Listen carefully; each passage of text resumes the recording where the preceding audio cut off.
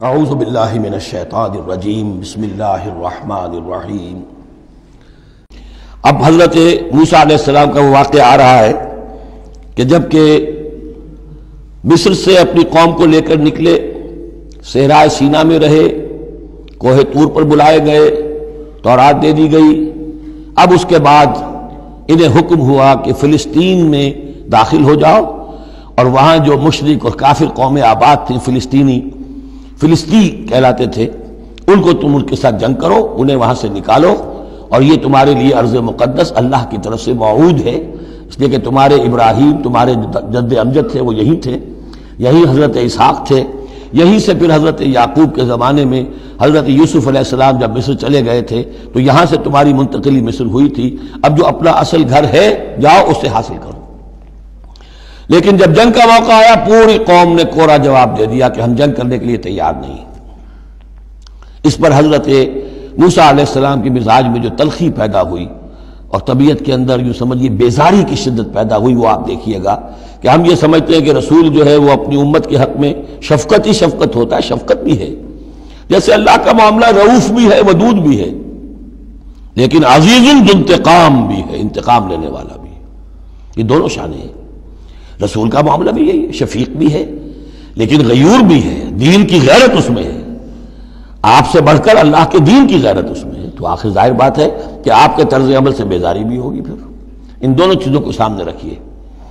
اور یہ بات ذرا میں عرض کر دوں، تھوڑی سا نکتہ ہے سمجھنے کا، کہ چونکہ اس قوم کو اب تک بہت سا تجربہ ہوا تھا معجزوں کا، پیاس لگی، ہم سورہ بقرہ میں پڑھ آئے ہیں، ایک ضرب لگی چٹان پر 12 چشمے پھوٹ گئے، کوئی محنت تو کرنی نہیں پڑی۔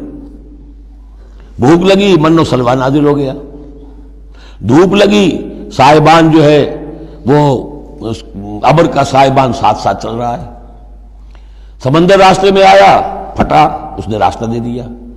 تو اس سے یہ بھی کہا جا سکتا ہے کہ اس لاڈ پیار کی وجہ سے بگڑ گئے تھے، اور یہی حکمت ہے کہ حضور کی پوری زندگی میں آپ کو اس طرح کا کوئی معجزہ نظر نہیں آتا۔ مسلمانوں، جو کرنا ہے اپنی جان دے کر، ایثار سے، قربانی سے، محنت سے، مشقت سے، بھوک جھیل کر، فاقے برداشت کر کے کرو۔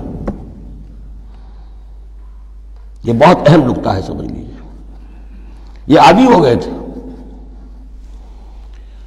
وَإِذْ قَالَ مُوسَىٰ لِقَوْمِهِ يَا قَوْمِ اذْكُرُوا نِعْمَةَ اللَّهِ عَلَيْكُمْ إِذْ جَعَلَ فِيكُمْ أَنْبِيَاءَ وَجَعَلَكُمْ مُلُوكًا۔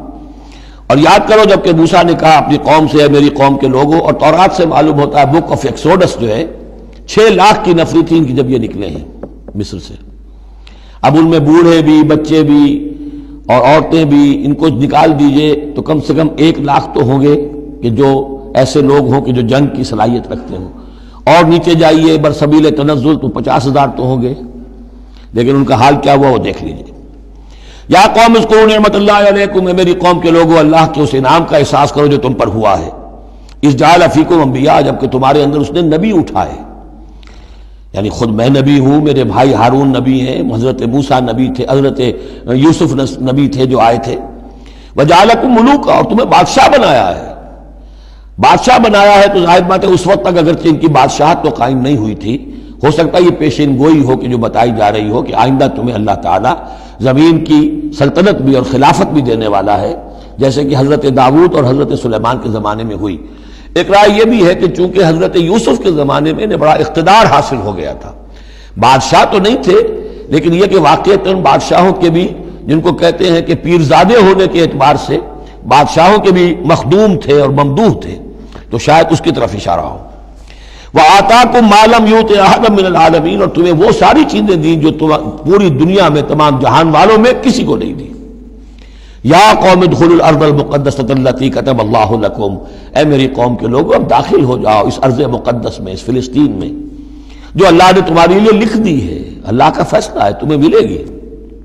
ولا ترتدوا على ادبارکم، اور اب اپنی پیٹھوں کے بل نہ واپس نہ پھرنا، فتنقلبوا خاسرین، اگر ایسا کرو گے تو خسارے میں رہو گے۔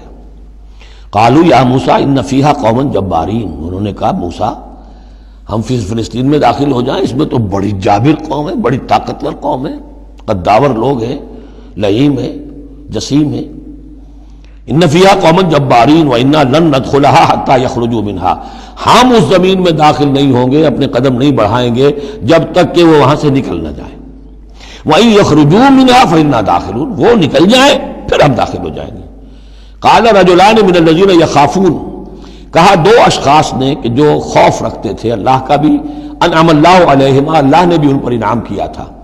یہ دو شاگرد تھے جو قریبی صحابی یا حواری تھے حضرت موسیٰ کے۔ یوشع ابن نون تو وہ ہے کہ جو پھر ان کے بعد جانشین بھی ہوئے، اور گمان غالب یہی ہے کہ وہ نبی بھی تھے، اور دوسرے تھے کالب بن یفنہ۔ تو ان دونوں نے اپنے قوم کے لوگوں کو سمجھانا چاہا۔ قال رجلان من الذین یخافون انعم اللہ علیہما ادخلوا علیہم الباب، ہمت کرو دروازے میں ایک دفعہ گھسو تو صحیح۔ فاذا دخلتموہ فانکم غالبون، جب تم داخل ہو جاؤ گے تو غلبہ تمہیں مل جائے گا۔ وعلی اللہ فتوکلوا، اللہ پر توکل کرو، ان کنتم مؤمنین، اگر تم مومن ہو۔ قالوا یا موسیٰ انا لن ندخلها ابدا، انہوں نے کہا موسیٰ ہم تو کبھی بھی، یہ ترجمہ کبھی بھی اصل میں کیا گیا ہے اس مصحف میں بھی، لیکن یہ گرامر کے اندر عربی محاورے میں ابدا، ہرگز ہرگز، ہم ہرگز ہرگز داخل نہیں ہوں گے۔ یا موسیٰ لن ندخلها ابدا، ہم ہرگز داخل نہیں ہوں گے، ما داموا فیہا، جب تک کہ وہ اس میں موجود ہیں۔ فاذهب انت وربک، جاؤ تم اور تمہارا رب، اور یہ میری طرف سے اضافہ کر لیجئے، ساتھ اپنی لٹھیاں بھی لے جاؤ، یہ تمہارا عصا جو ہے اتنے بڑے بڑے کارنامے دکھائے ہیں، یہ بھی ساتھ لے جاؤ۔ فَذْهَبْ أَنْتَ وَرَبُّكَ فَقَاتِلَا، اور جا کے قتال کرو، إِنَّا هَاهُنَا قَاعِدُونَ، ہم تو یہاں بیٹھے ہیں، زمین جنبت نہ جنبت محمد، ہم تو یہاں ٹکے ہوئے، ہم نہیں ہلیں گے۔ قال رب، اب دیکھیے بیزاری، وہی حضرت موسیٰ سورہ قصص میں آپ واقعہ پڑھیں گے کہ ایک قبطی جو تھا وہ مار رہا تھا ایک اسرائیلی کو، تو اس کی طرف سے پھر مدافعت کرتے ہوئے حضرت موسیٰ نے ایک مکہ رسید کیا اور اس قبطی کی جان نکال دی۔ فَوَقَذَهُ مُوسَىٰ فَقَضَىٰ عَلَيْهِ، اس وقت اتنی محبت اپنی قوم سے، اور اب کیا حال ہے؟ قال رب انی لا املک الا نفسی واخی، انہوں نے عرض کیا پروردگار مجھے تو اختیار نہیں ہے سوائے اپنی جان کے اور اپنے بھائی ہارون کی جان کے۔ فَفْرُقْ بَيْنَنَا، باقی یہ پوری قوم انکار کر رہی ہے تو اب تفریق کر دے، علیحدہ کر دے، جدائی ڈال دے ہمارے مابین، وَبَيْنَ الْقَوْمِ الْفَاسِقِينَ، اور ان ناہنجار لوگوں کے درمیان، میں اب ان کے ساتھ رہنا نہیں چاہتا۔ آج کی اصطلاح میں ہم کہہ سکتے ہیں میرا استعفیٰ قبول فرما لے، کہ میں اب ان کے ساتھ نہیں رہنا چاہتا، ان کی ناہنجاری، جو کچھ انہوں نے دیکھا ہے، میرے ہاتھوں سے جو معجزے دیکھے ہیں، میرے اور ان کے درمیان اب تفرقہ پیدا کر دے۔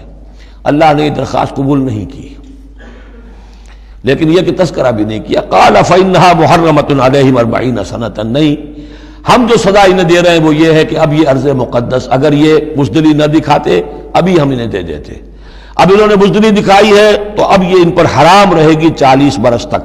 یتیہون فی الارض، اسی صحرا میں، اسی صحرائے سینا میں، سینائی پیننسولا، یہ بھٹکتے پھریں گے۔ فلا تأس علی القوم الفاسقین، تو اب آپ اس فاسق لوگوں کے بارے میں اب آپ افسوس نہ کریں، اپنے دل کے اندر رنج نہ لیں، اب جو کچھ ان پر بیتے گی، لیکن بہرحال آپ ان کی طرف رسول بنا کر بھیجے گئے ہیں، جب تک زندگی ہے آپ کو ان کے ساتھ رہنا ہے۔ یہاں ذرا یاد کر لیجئے کہ جو حضرت موسیٰ نے کہا انی لا املک الا نفسی واخی، حضور سے کیا کہا گیا تھا سورہ نساء میں؟